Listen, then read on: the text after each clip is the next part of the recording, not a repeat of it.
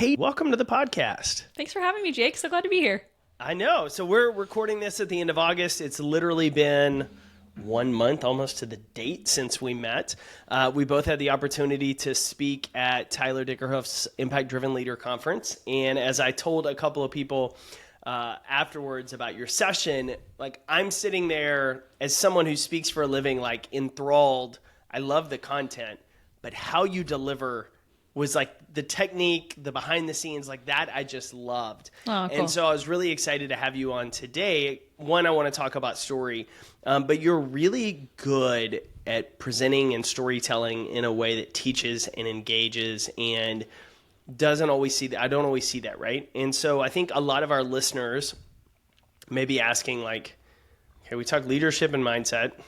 What does storytelling have to do with either one of those? Yeah. And I was like, I know just the person to talk about it. So welcome to the show. Thank you so much for having me, Jake. Yeah, it's 1 month feels like 3 lifetimes ago. You know, life is just moving so fast right now, but so much story in between. I feel like that's that was all of our excuses in like 2021. And because we're like 2020, 2019, that was just like, that felt like a decade ago. Right.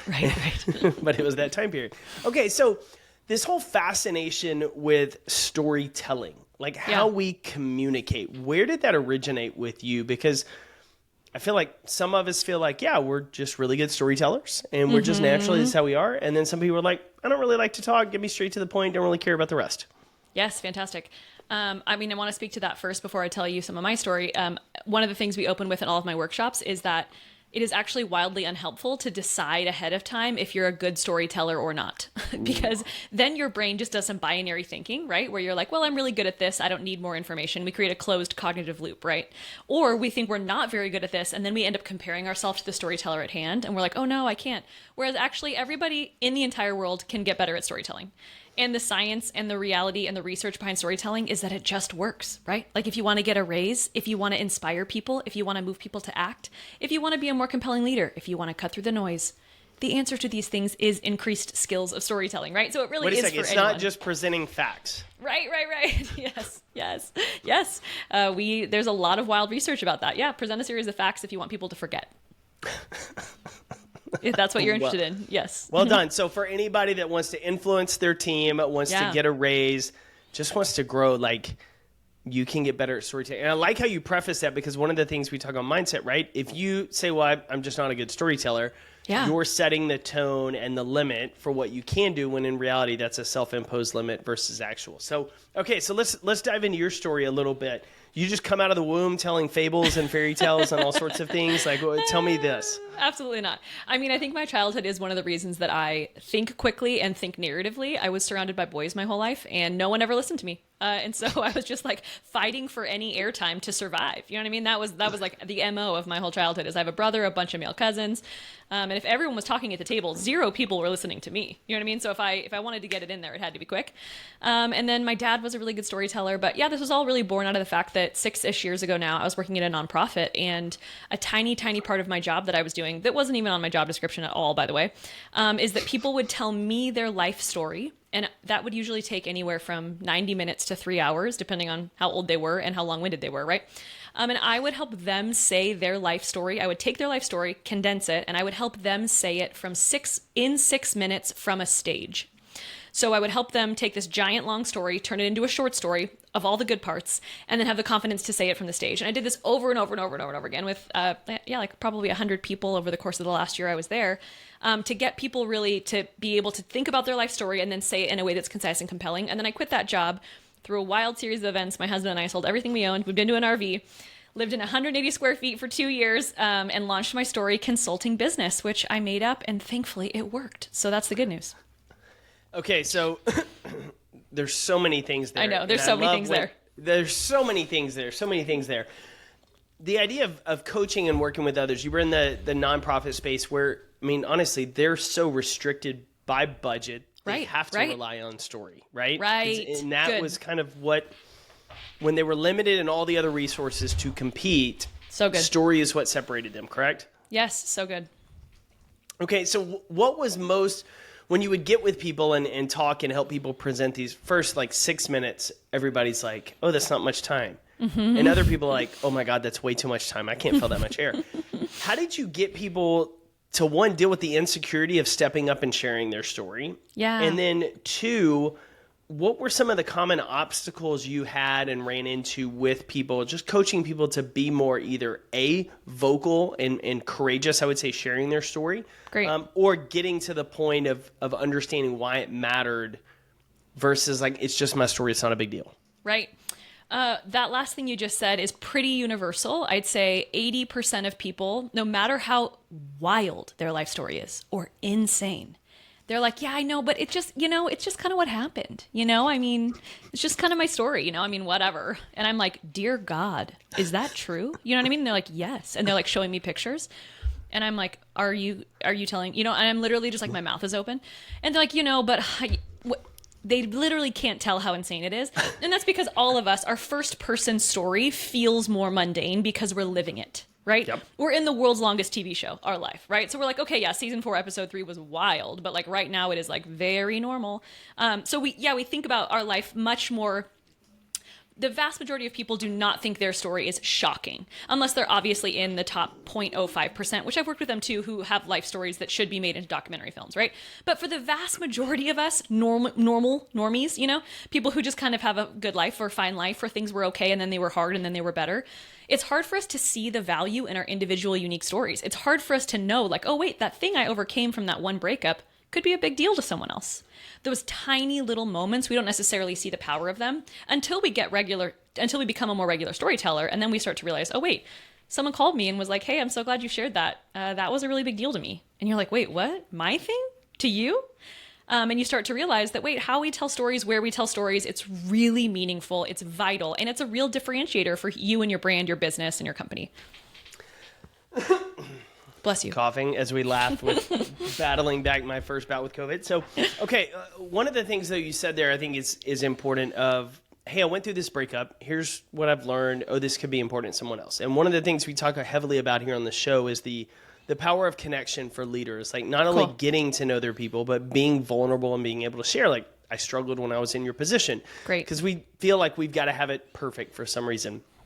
However, there's still a disconnect in that vulnerability from, I need to just share everything. I'm going to tell you about my 8th grade breakup and why all of these things went, versus like, I need to tell you what's very applicable to this.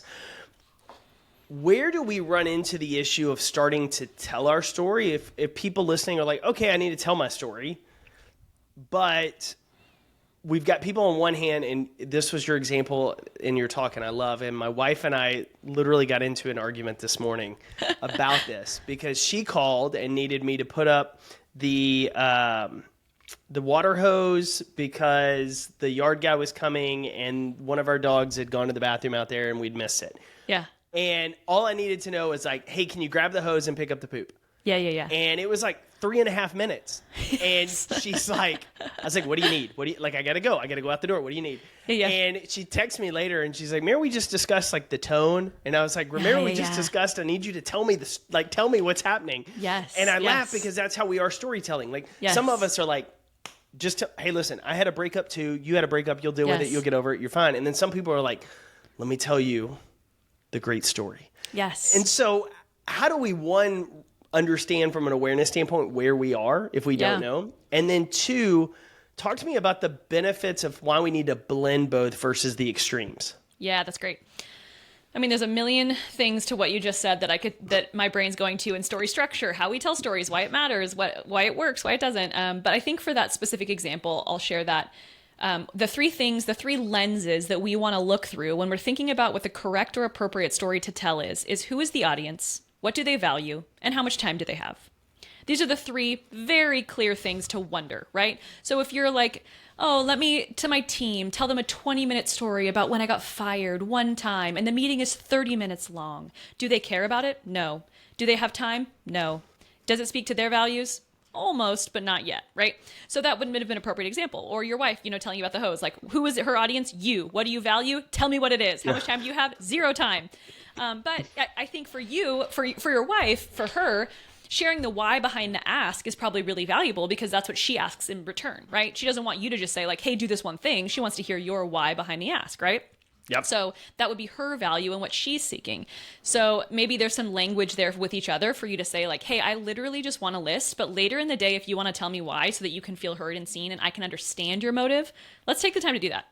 But that wasn't the right time, that last lens, right? And then for you to, if you're giving her something to do, she might say like, why do you even want me to do that? Like, what's the story here? And you're like, ah! So kind of figuring that those communication strategies are really helpful in the journey to kind of start to piece through why that matters. But there's some basic building blocks of storytelling. There's some ways to make it more effective, but sometimes we truly just need information. So a story is not always appropriate, right? That would be silly to suggest or for me to say, oh, what's always the right answer is a story. No, sometimes you need to tell someone the answer is 74B and go home, right? But sometimes what you do need to say is instead, hey, here's how I got here. Here's what I tried. Here's what didn't work. And here's why. And that might be more effective for someone else remembering 74B, right, than the first thing. You have a framework with which you teach, and I'm going to butcher this a little bit as I start to think back because I have notes, and I literally, as we laughed in a conversation because we're doing some work together on an upcoming keynote of mine, and I talked about like what would Katie say here, and I have it on a Google Doc of the tension, right? And then we've got is it the intro and conclusion? Talk to me about the three pieces that you try to help people through because each of us have an area maybe we're better at and an area we kind of suck at. Yeah, so the basic 3 C's of storytelling in my world are context, conflict, and conclusion.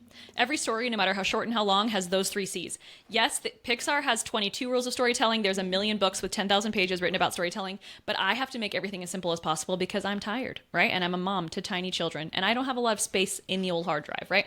So the 3 C's is all I got. That's all I can get. And I think it is the most basic building block and structure for storytelling.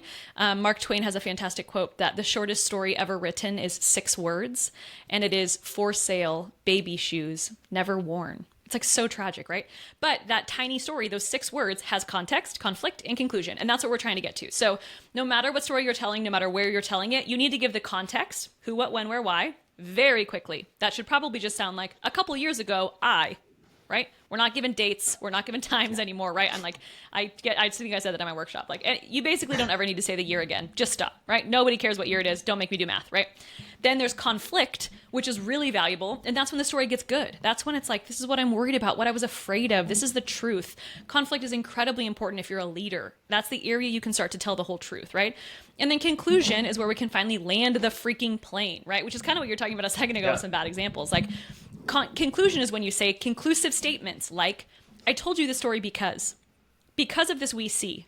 Now we know. Then I learned. And I've realized. So those are kind of those 3 basic building blocks of storytelling. You can do a couple sentences for each one and build a great story. One of the things that stuck out when you said that right there that I started thinking about is just today's landscape, right?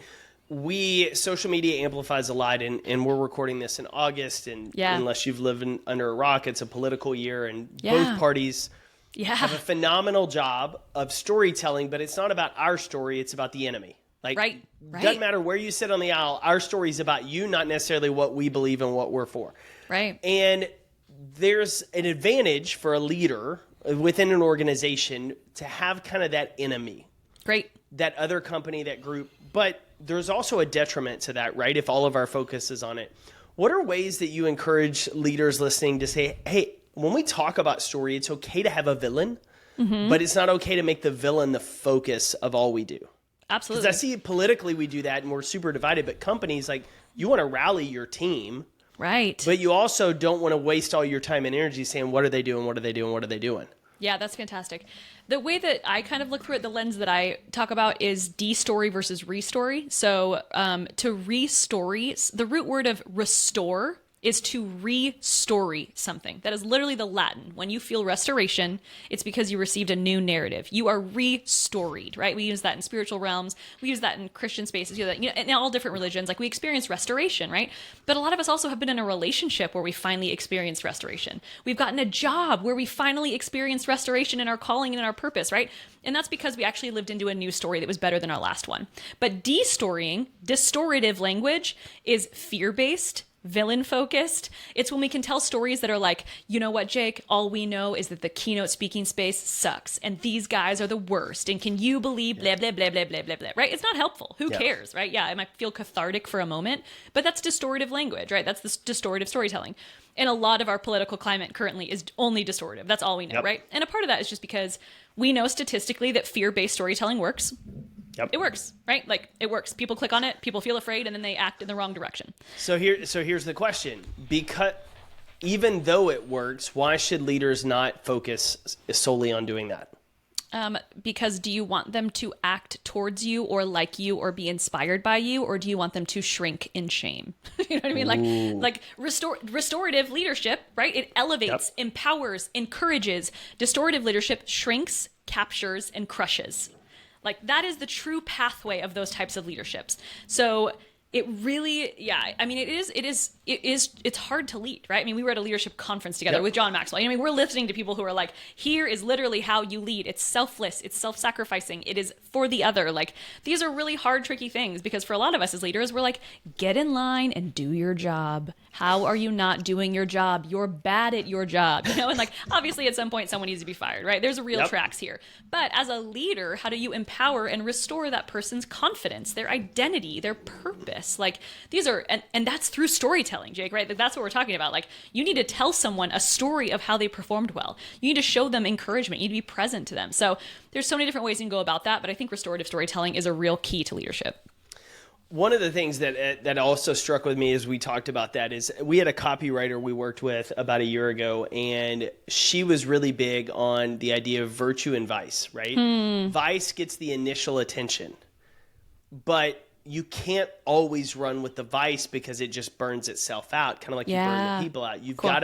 You eventually have to transition to the virtue. And one of our struggles in copy is we were always virtue-based, that we never actually talked the opportunity cost, the vice piece of it.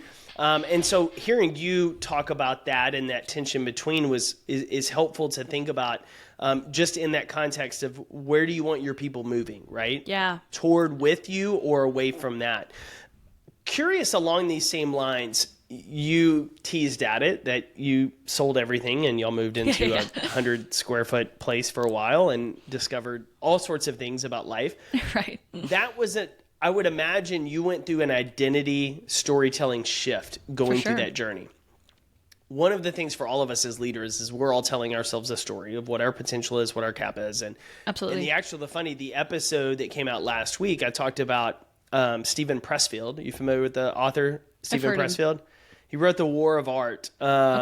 He's fantastic on the idea of, he talks about this idea of resistance, right? You're always battling this creative resistance to do it. He paints this really cool picture of this villain between kind of you and your goal. But Pressfield talks about in one of his books called Turning Pro, of really embracing the idea of being a professional and talking to yourself as a professional and treating your work like this is when I do it. It's not when I feel motivated, it's discipline. But it's about changing that internal narrative. And so for someone who's gone through a few journeys, right? You worked in nonprofit, you now have your own. You went from a home to living literally in the size of my office space. Like, you're constantly having to change the narrative you tell yourself. And I think that's helpful because it allows you to grow. And a lot of us struggle with who we want to be or where we want to go because of the story we keep telling ourselves and not changing it. Yeah. What do you recommend for individuals as we tell stories to ourselves? Yeah. How do we start identifying what stories I need to change, and how do I start talking about them? Like, we talk about context, conflict, conclusion. Like, how do I do it internally? Yeah. I mean, first and foremost, to go like two deepers in the layer is realizing that you are the author of the internal story. So for a lot of us, our internal story is actually just like the criticism of others, right? It's like whatever the mean comment section is our internal story. And then we think we've written that and like, that's our story. But really it's just a compilation of bad words, right? That's our internal tape or narrative. So the first step is recognizing that you're the author. And I do some hero's journey work, which is a fascinating thing to look into. Google hero's journey, Donald Miller. If you get my course, you'll see way more about it. But what's really cool is that the only place you're actually the real hero is in your own life. Everywhere else, you're just a guide. At work, you're a guide. In a leadership role, you're a guide.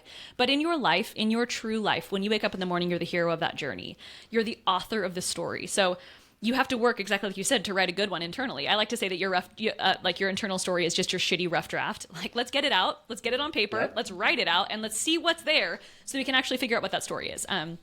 But yeah, every one of those identity shifts was huge. And then one of the things I came up against in my own story is when we were moving out of the RV. I had, grown a very small Instagram following while living in the RV with 2 tiny children and my husband. And we announced we're moving into a house. We're going to sell it. It was like 3 months after COVID started. And in case you're wondering when it's not great to live in a tiny house, it's when you can't go anywhere, right? Like, it was 2 years. And you're in California, so it's not like you were here in Texas. No, yes. Yeah. I mean, we lived in Los Angeles, California. Like, we're RVing in LA. It's a very wild situation, right? And so we were like, okay, it's time to sell. I mean, it also happened to be wildly serendipitous. We're some of the only people ever who sold their RV for more than we bought it for, right? Like, COVID was the magical minute for RVs. And so we were getting ready to move, and I announced we're moving out of the RV, and people commented and DM'd me and said, Katie, don't move. I love you living in the RV. And the beautiful moment I had was like, oh, how nice. How nice for you that you like that story. I'm going to go live in my story. I'm going to live in a house with closets. Watch me. Do you know what I mean? Like, yeah. I'm going to go somewhere that everyone has a closed door. Like, your desire for me to live in this old narrative, it doesn't serve me. And a lot of us really do stay in a narrative because someone else doesn't want our story to change. Right? Someone else doesn't want us to grow, to make money, to lead, to get fit. Like, those people are saying, no, I like the old story. I'm comfy there. And I had to say in those moments, like, oh, wow, how funny. I've accidentally built this audience that might not come with me in the next chapter. And then I just had to say, oh, it's not theirs. It's not their story, right? Like, my whole life isn't to create content for a random person in wherever, you know what I mean? Like, I'm just going to keep waking up and being the author. And if you want to continue to follow along on the next chapter, join me, right? And thankfully now I've built a company and it's a whole new season and chapter. And those people, I still get DMs all the time. Like, I remember when you lived in the RV and now you're speaking at, Nike, or like, now you're at these brands and doing these things. Like, this is so they actually got to see the whole journey, right? In the scope, whereas a lot of people did unfollow me and said, we want one chapter and we're out. And guess what? They can do that. That's the joy of the internet. I'm not blaming anyone, but really, it's important to take note and to take an audit. Am I choosing not to change my story because it's making somebody else comfortable? And when you kind of take that mindset shift, you can start to say, oh, wait, what do I really want? I love that. Well, and that ties in so well. So last week on the show, we had Graham Cochran, our mutual friend who also spoke at the event. And Graham talked about his own kind of identity shift from being where he was successful to then writing this book and cool. Getting out of music. And so I think how you paired that's a really tactical way for us to kind of evaluate and self-evaluate ourselves. The other thing I think that really stands out is the 2 biggest obstacles we talk about here on the show. You hit the nail on the head, right? It's the fear of other people's opinions. Yeah. Like, that's kind of the biggest one, right? We're scared to make the change because of what someone else might say. But then also understanding, like, having the confidence to say, this is the direction I want to go. And your point of, like, people unfollowing me made me think of, like, I still hate it. I hate it. But, like, when you get an unsub on an email and somebody's like, oh, I'm going to unsubscribe. And I'm like, what's wrong with you? Right. But then you realize, like, maybe they signed up, like, 8 years ago when I was totally doing, like, the apparel and, like, something different. And so we're in a different space now. And I'm 100% okay with where we're going. Exactly. Come along for the ride. And so for those listening, the sooner we can get out of that approval seeking from others and start focusing on what our story is and where it needs to go for really the people that matter, that's when a big shift starts to happen for us. Katie, this has been a ton of fun. So before I ask you the final question, you do coaching on this for not only organizations, you do individual, you have some group coaching, you got courses, you have a ton of stuff that helps. Give me kind of for leaders today, 1, if we're interested in talking about bringing you into our company, and then 2, if I'm just, hey, I'm a solopreneur, I'm a coach, I want to get better at how I tell stories to communicate. What do you have for me? Yeah, great. Yeah, the core bread and butter right now is corporate workshops. So I've worked with teams at American Eagle, United Healthcare, some great brands. I do on-sites on internal and external communication and storytelling. I also do virtual sessions, and the goal is to help your teams say less, say it better, and sound like they care about the work they do. That's the goal.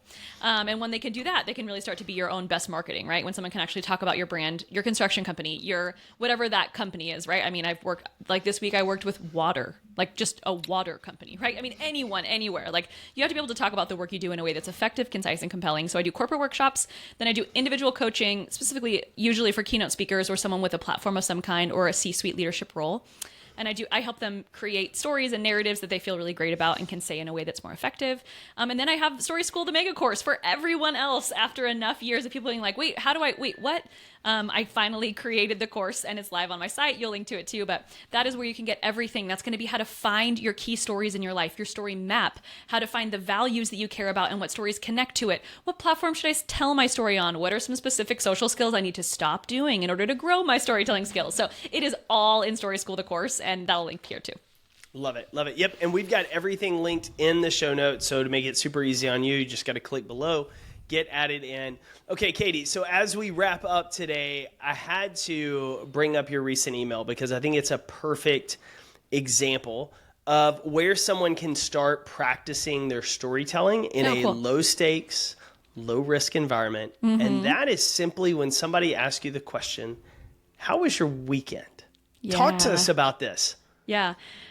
So often when someone asks us a small talk question, I mean, all of us in some form or another are frozen in small talk, right? We're like, oh my gosh, it's like, what do you do for work? People are like, dear God, I don't know. Like you just have these moments where like everyone just kind of freezes for a second.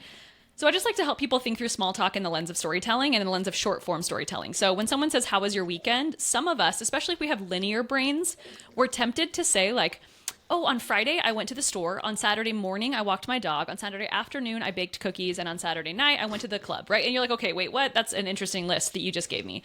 And some of us just respond fine and then wait for someone else to respond, right? We don't really know how to answer the question. So I encourage people to really think back on their weekend before they head into work, head out to meet people, whatever it is, and just come up with one moment from the whole weekend. A moment that surprised you, that challenged you, that made you giggle, that made you smile, that felt memorable, right? Any of these things, which is some of the lenses I sent through in my email that anyone can sign up for. But the whole point of asking those questions is, what does that look like, sound like? So instead of reading a list, you can say like, oh, I had a great weekend. On Saturday night, I got to reconnect with a friend I hadn't seen in years, and I really missed her. It was great. That is way better than the list, right? That's way better than the list. So coming up with a moment from a weekend and telling that story is way more effective for connection. And it's been interesting too. I just had a couple of people comment like, nobody cares about small talk, but the research is there that if you want to grow within your organization, you will have small talk. Like that's so wild, but it's like the hard truth. If you want to go up in leadership, you will connect through small deposits of trust in communication, storytelling, and small talk. So we know it's true. The research is there. You can deny it all day long, and you can hate it all you want, but it works. Love it. Love it. Katie, thank you so much for coming on the show this week. For anybody listening, we've got Katie's social media website linked in the show notes, as well as her course and workshop, so you can get plugged in. Highly recommend following along with her journey and definitely signing up for email. As somebody who is always looking to improve storytelling and communication, the emails are funny, like the how was your weekend? Like that was one that stood out to me.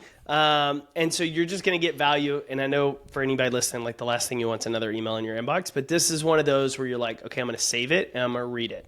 Cool. And you can do like I do is I take yours, I take James Clear, I take my friend Lauren's and a handful of them. And I have automated rules. And so they go into a folder as soon as you get them. That's and so cool. every week on like a Thursday, it fills it. Or when I know I'm going to get on a flight, I'm like, I'm going to download them and read them there. So for anybody listening, is like, I don't want another email. You want this email.